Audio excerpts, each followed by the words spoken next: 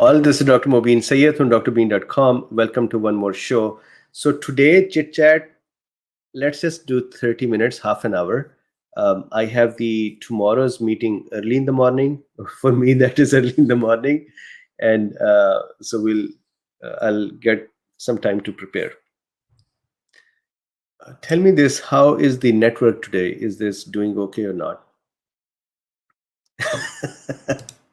Rima says, I think we need to ban all fish. Yes. What is that film in which they say that thank you for all the fish? Or there was a novel as well. Susan Pick says, great talk, something I actually know about. Who checked one for the little guys who had to learn from experience. Very good that you knew it. Flower says, network is good. Excellent. Aryan says, first time watching live, welcome. Cindy Glasgow says, head injury, messed up hypothalamus pituitary, natural killer cell dysfunction. So if the epinephrine levels have increased, then there could be a dysfunction. But if the epinephrine levels are not increased, which I would suspect not, because the adrenal medulla would have its own controlling mechanisms too, then it should be fine. Again, I'll keep saying it. No personal advice. It's not an advice. I'm just going to very quickly show. Here is the medical disclaimer. Please make sure that you understand this is not a medical advice. This is just educational discussion. Okay, so Rai says, can exogenous testosterone cause liver damage? So you know that every drug can have side effects. Testosterone, which are for replacement therapy, does not do it. So it really depends what is the quantity, what is the how long it is used. But generally, testosterone in replacement therapies, it does not cause such damage. Doug Paul says, off to eat 3 pounds of wild salmon. You shook me all night long. Thank you very much. So the question is, after eating the salmon.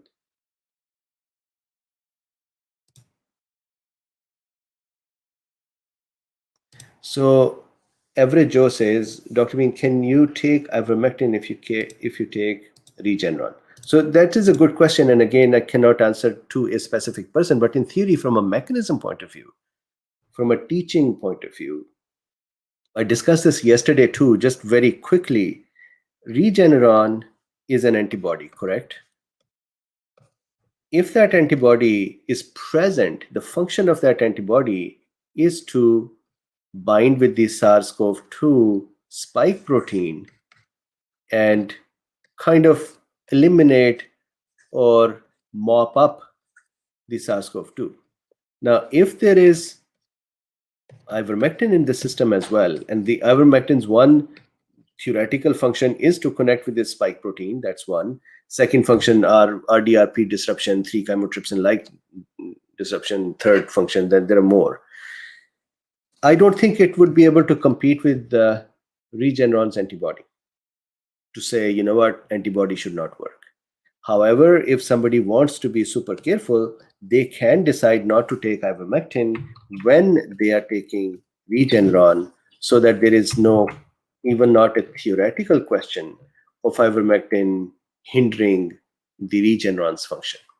But in theory, that is not, I don't think in theory that is possible.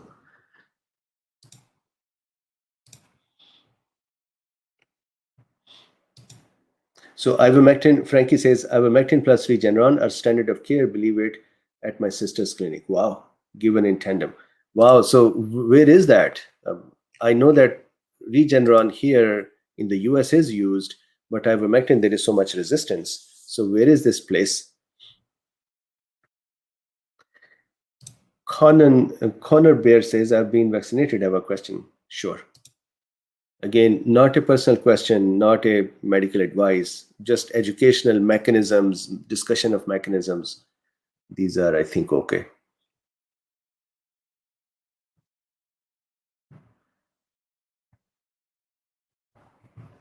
John B says, if hypothalamus is such an important control center, why can't it prevent disease or stop rogue cells? Hypothalamus's job is to sense, for example, let's say in today's series context, let's say that hypothalamus knows that the testosterone is more. It can reduce the release of gonadotropin releasing hormone. So it really modulates the levels. It doesn't do anything more than that. It doesn't do anything with the, for example, let's say if the testes are not working correctly, hypothalamus cannot go and make them work. It can just keep giving the releasing hormone to say, please, pituitary, release the luteinizing hormone, tell the testes to work. But if testes are not working, they're not working.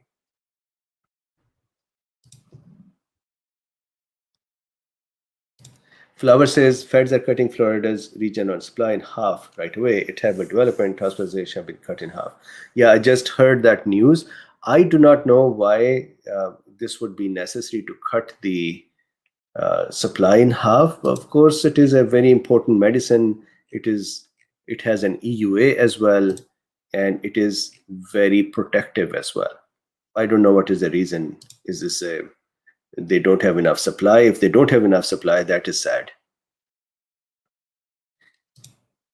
Jody says, can you put that video on Odyssey so I can save it? I think it is already on Odyssey. So, and while we are talking, I'm actually chatting with Dr. Corey as well.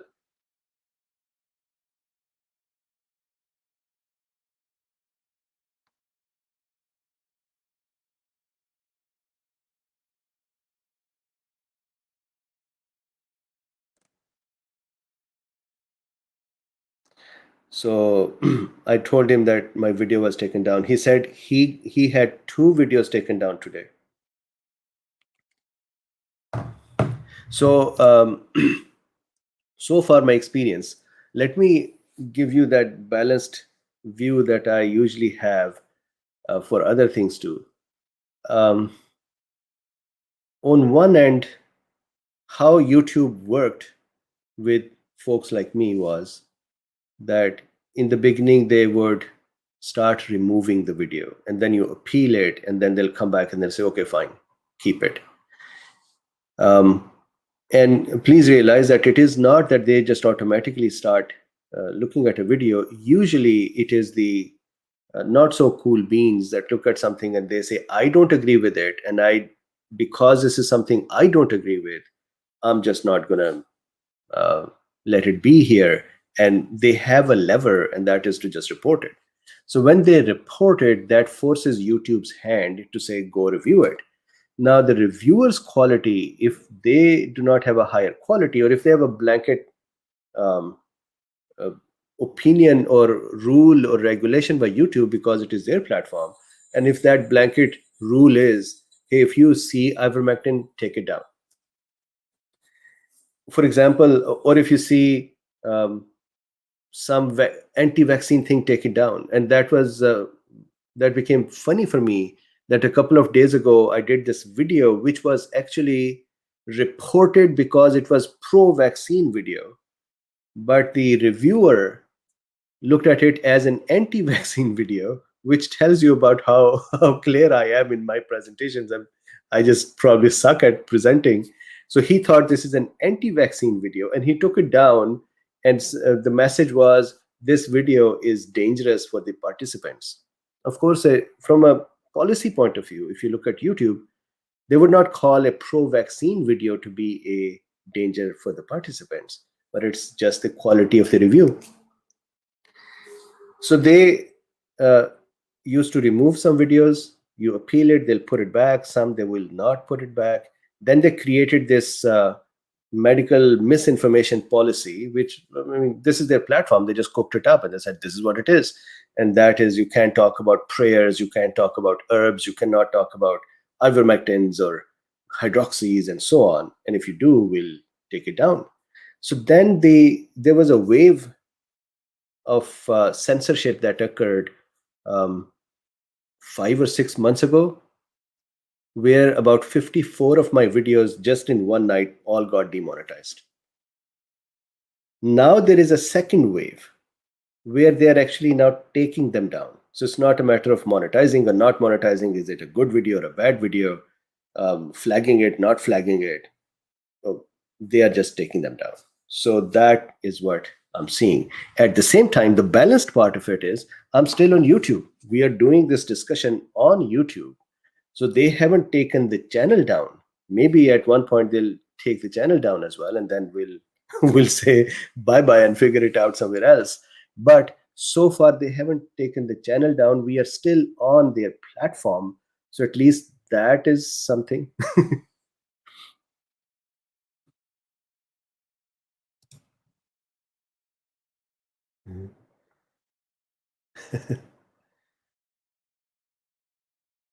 Yes, Alquin, you are correct.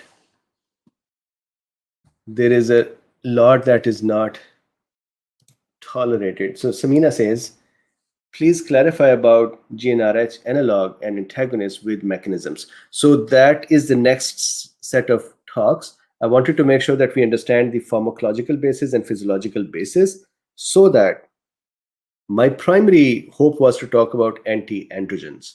But if I did not see a lot of viewership, yesterday's video for that I think had 4 or 5 thousand views. So I thought people didn't really enjoy it, and so I'll see if there is a appetite for this discussion to continue. Then I'll go deeper into other areas too.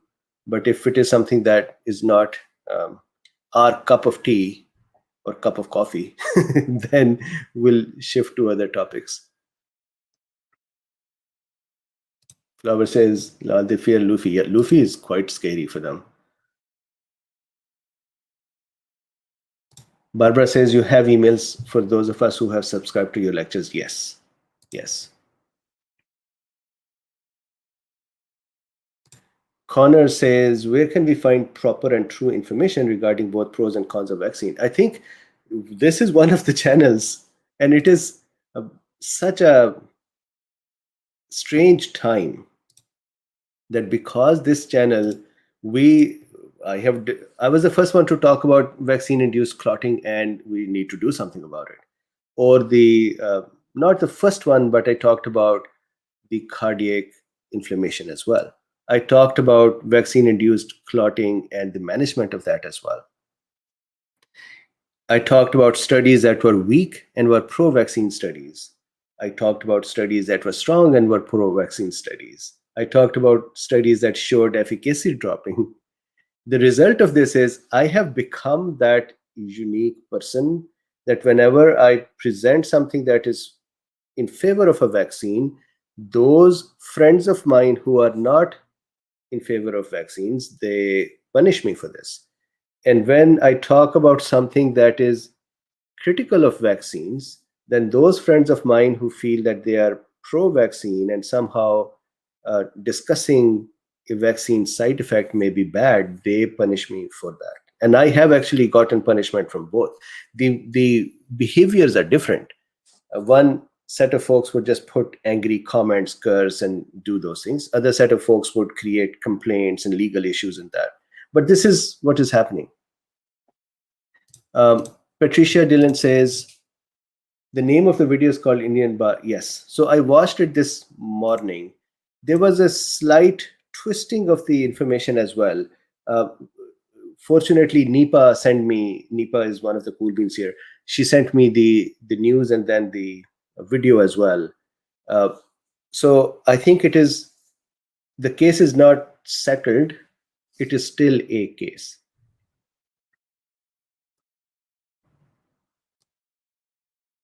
Correct. Pasi says studies can say anything but stats, and that is important. We've been looking at stats as well, meaning it's not that I just looked at it. So my own position has been, and I would say it, and we can actually go back to my videos last year and say, show it, that I had always said that we need to keep ourselves strong and protected, and here are the things that are available. These are good bridge to the vaccine. Once the vaccine comes, I'm going to take it, and I took it. However, there is just too much emotion nowadays.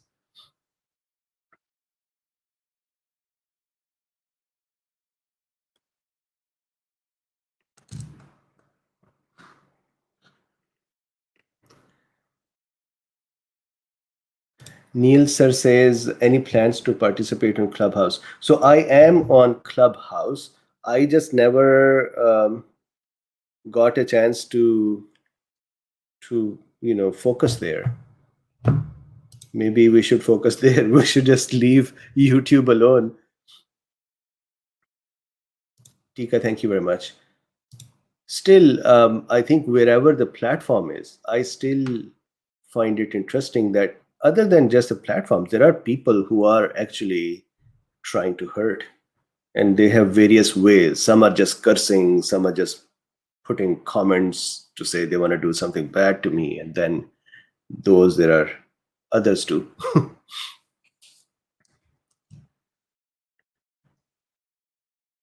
So DNN Custom Creations says, since validation of variants requires a blood test, how do tests like PCR result in cataloging a case as delta or alpha?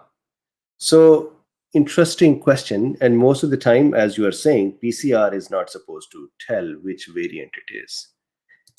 It is possible to take PCR and take the RNA sample from there and then do a genetic sequencing on it to say what kind of a sample is that. But if the RNA is fragmented, we may not be able to do it. So I don't think PCR can become a very good testing system for identifying a variant. Still, it does have RNA in it. And if that RNA is intact, and that has become amplified, it can then be used to match to variants.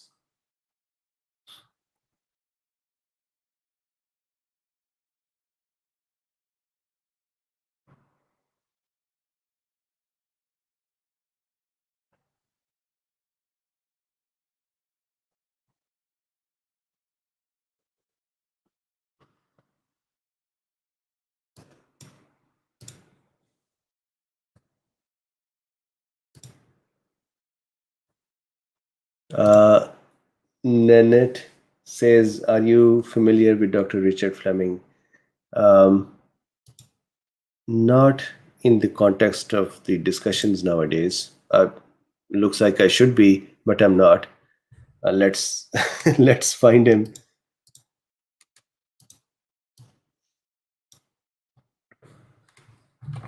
Dr.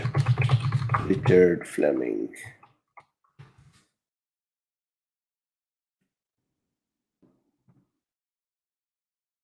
So if I share my screen, tell me what am I looking for. So here is Dr. Richard Fleming. Storm brewing, can you feel it? Richard Fleming.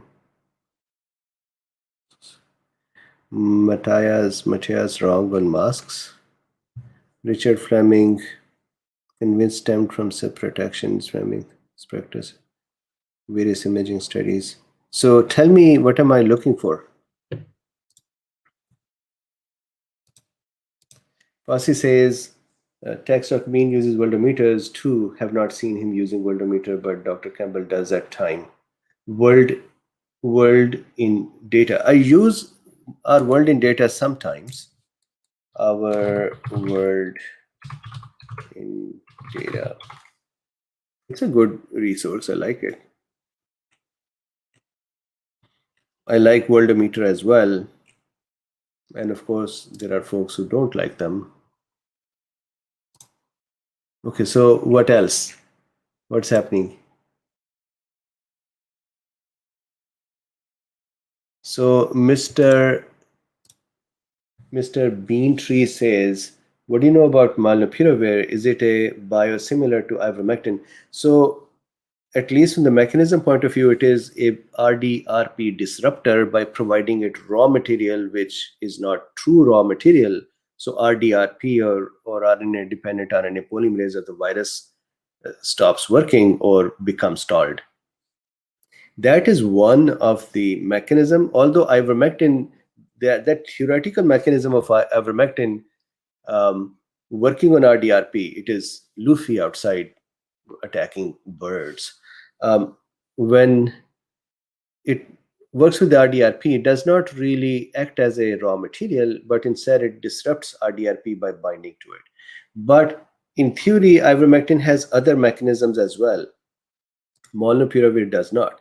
At the same time, I have been thinking about it lately. As much as we understand that there is a big pharma thing here, and ivermectin is never going to get support because there is not much money in there, and it would keep getting tainted and tarnished, and people who talk about it getting attacked. Maybe then molnupiravir like things are better because at the end of the day they have similar mechanisms, so they will be protective, and because they will be backed by some big pharma, at least people can get something to protect themselves other than just saying you should take a vaccine. So maybe in that way it is good, but it is just a generally a sad thing that the way I was speaking with someone this morning, and I know that these kind of comments make some folks upset as well, but look at this. I'm going to show you this, and if I go to worldometer coronavirus, I go to, let's say, India. Look at 33. Look at the population of India, 1.34 billion people. 33 million cases, 444,000. Again, one death is a lot as well, but compare this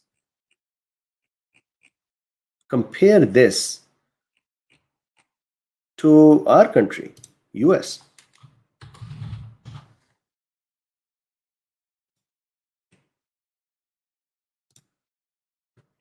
We are 330 million. 42 million cases, almost 688,486 deaths. What is the reason that we are getting so much? So let's say cases are test dependent. That here you do more testing, you find more cases, you do less testing, you find less cases. Then this number, and if you see here, so there is something I just cannot reconcile with this one. I think that a lot of people have been damaged in this process.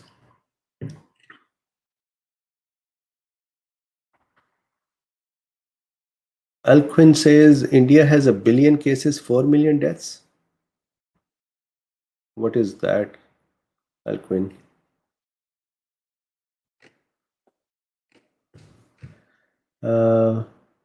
Okay.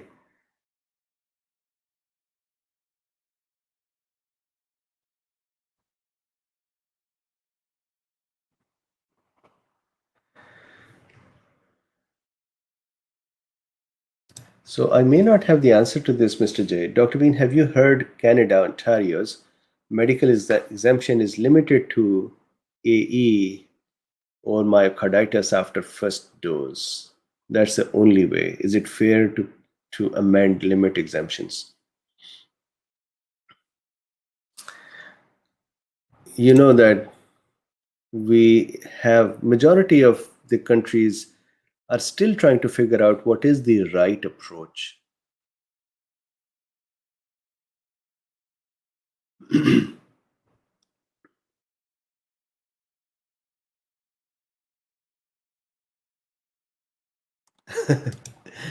John Titer says, how do you manage to stay post positive and upbeat despite all that's going on?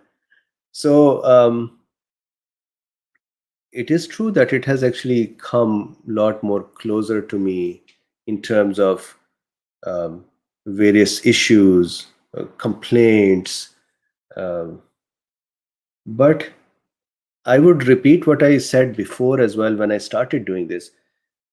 I was in my first year medicine, and we used to think that we used to be enamored by the idea of a distinction or getting a certain percentage numbers in our medicine and gold medal, for example. So I went to our teacher and I said, I want to have a distinction. How do I make sure that I can have a distinction?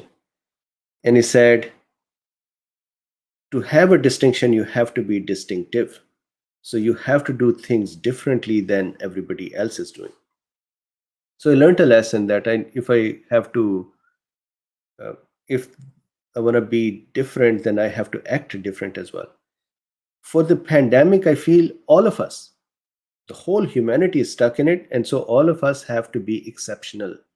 Whatever we can, we all have to rise up and do something more than what we are capable of.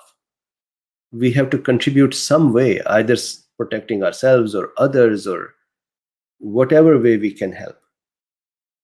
I think once the humanity is outside of the pandemic, then we can go back to being the way we were, happy with some and sad with some and angry with some and all that. But at this time, it is a humanities problem. It is not a Democrat's problem or a Republican's problem or a Muslim's problem or a Hindu's problem. It is a humanities problem. We as a humanity have to come together and do it. And in that, instead of preaching to others, I think the best is that we do what we can. So that is what I tried to do, because that was my basic reason for doing it. There was a paper, incorrect paper, Stanford's name was on it, and uh, because my reason was such, that reason still keeps me going. I'm I think that we would soon out of the pandemic, and the coronavirus would just become more humanized and live with us with less botheration. But we will then go back to being how we were. This is also true. Gift 24 says Dr. Bean hugs Luffy every hour or on the hour, stimulates dopamine receptors. Absolutely. Cat says you give me hope. Thank you very much. We have created hope together. This group, this tribe, this set of people came together. And I think if you look at all of the folks here, folks who are unhappy, folks who are happy, we are all actually looking, seeking to figure out how to protect ourselves, how to protect people around us. And hopefully many of us are thinking how to protect humanity. Once we're out of it, then we'll go back to our smaller shells. Thank you, Rima. I was talking with someone a few days ago that never has humanity offered such a need to people. So people have to do really tremendously exceptional things to shine out before pandemic. In the pandemic, there was such a large need of information, education, help, that anybody who showed up was shining. So I have said it many times. I have a small voice. I am not liked by many, but I showed up and I tried to do what I can. I got fair amount of punishment for that as well. But 99.9% of the folks, I think there was a benefit from it. And so that has its own, uh, that is a reward as well. Doug Johnson says, I'm going to go plant fishing. Okay, so I think many cool beans are going to eat fish today.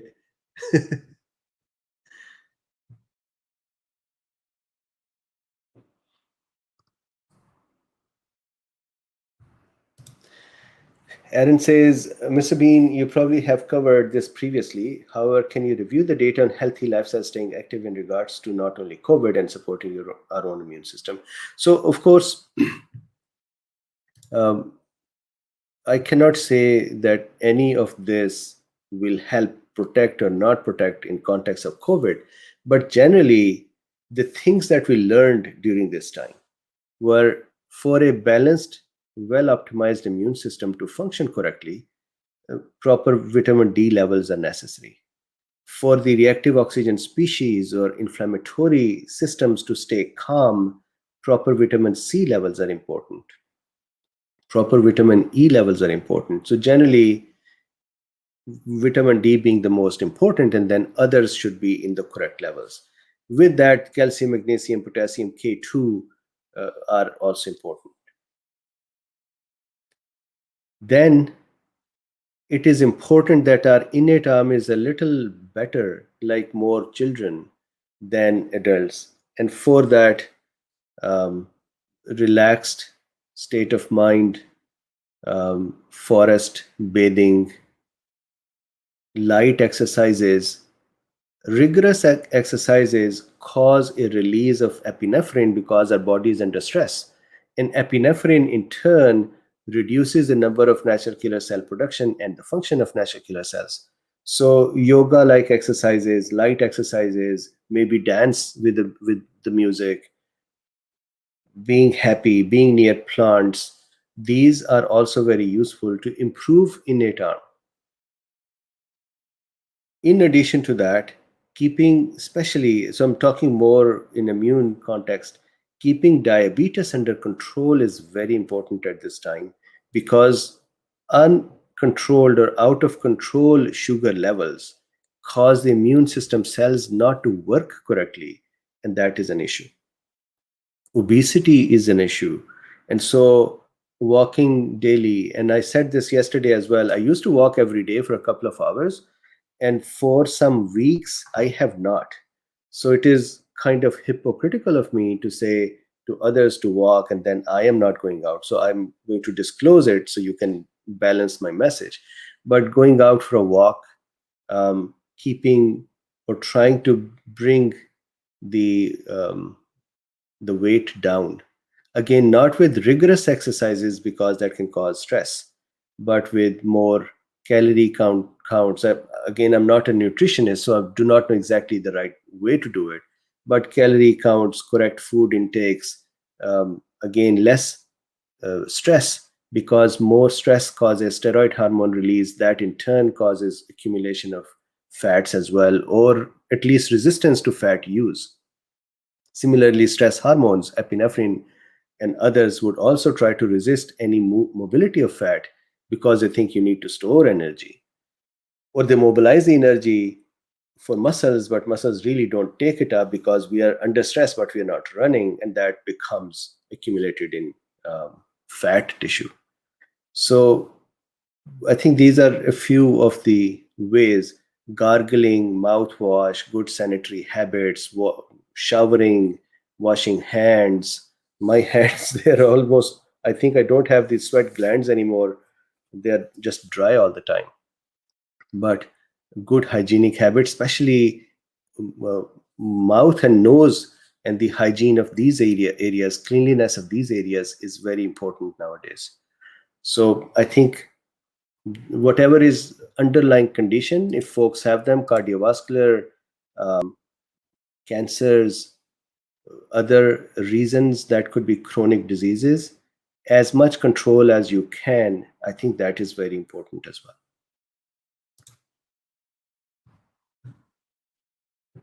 Cool. So as I requested that today we will meet for a lesser time, so I would beg leave. Please remember, tomorrow 9:30 Pacific time in the morning, we'll have Dr. Daryl DeMello with us. We're not just going to talk about how he treats COVID. We have talked about that last time. I wanted to more understand, number one, what is his view on colchicine, and secondly, I wanted him to help answer some of the questions. So tomorrow, I think we'll spend a little more time on people's questions, Cool Beans questions, compared to just talking about COVID. So with this, thank you very much. Please do me a favor. If you would like to support this for free, then you can just like the video, or you can actually support this work as well. You can buy me a coffee, or you can become a patron, or you can use PayPal to support this work. Thank you very much. I would see you tomorrow at 9:30.